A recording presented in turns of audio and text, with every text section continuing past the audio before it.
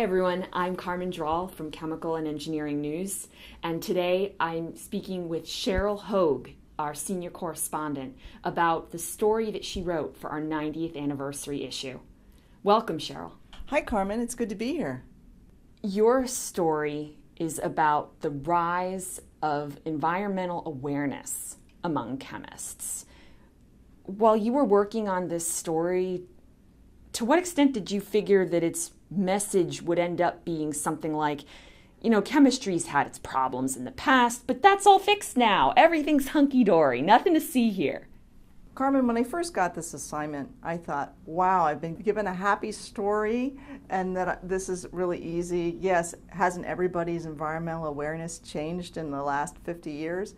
But I was really surprised to find that while there have been some improvements, the chemical enterprise still faces a lot of challenges to get towards sustainability. There's some very interesting psychology in your story as well. Many chemists are slow to trust claims that certain compounds that they make in the lab may not necessarily be safe and may be harmful. How surprising was that to you? Looking back on the history of chemistry in the last 100 years or so, it's kind of not surprising. You had Freon, and when these compounds were hypothesized in the 1970s to cause environmental damage in the ozone layer, a lot of chemists questioned that until there was actual empirical data that yes, the ozone layer is getting thinner. DDT is an example that was given to me by a chemical historian.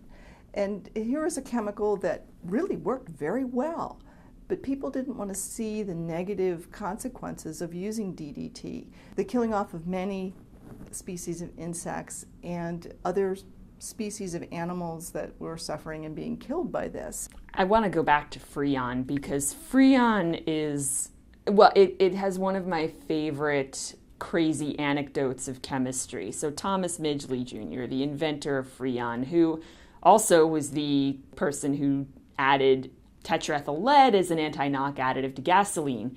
He actually, at an ACS meeting, to demonstrate Freon's safety and non-toxicness, actually inhaled a lungful of Freon at a public demonstration and blew out a candle. So I just find that fascinating, and I guess, the public perception was, hey, Freon's safe. Let's, move on to the next discovery. Like so many things in environmental policy, it's the unintended consequences of really good compounds. It's the fact that we don't look holistically. Yes, Freon is definitely non-toxic, and it works really well. And it works really well to destroy ozone under stratospheric conditions. To some extent, your story had to address C&EN's and ACS's own environmental legacy, and things were kind of awkward, am I right? In some cases, yes.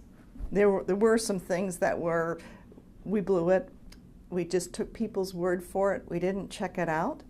And in other cases, I thought we did a really good job. I think the coverage that we gave of Rachel Carson's actual testimony before Congress was very good. We were very straight ahead on it, and I think that stands up to the test of time. How much do you think about whether the stories we're writing today at C&EN are going to be better at standing the test of time than they were, say, 30, 40, 50 years ago?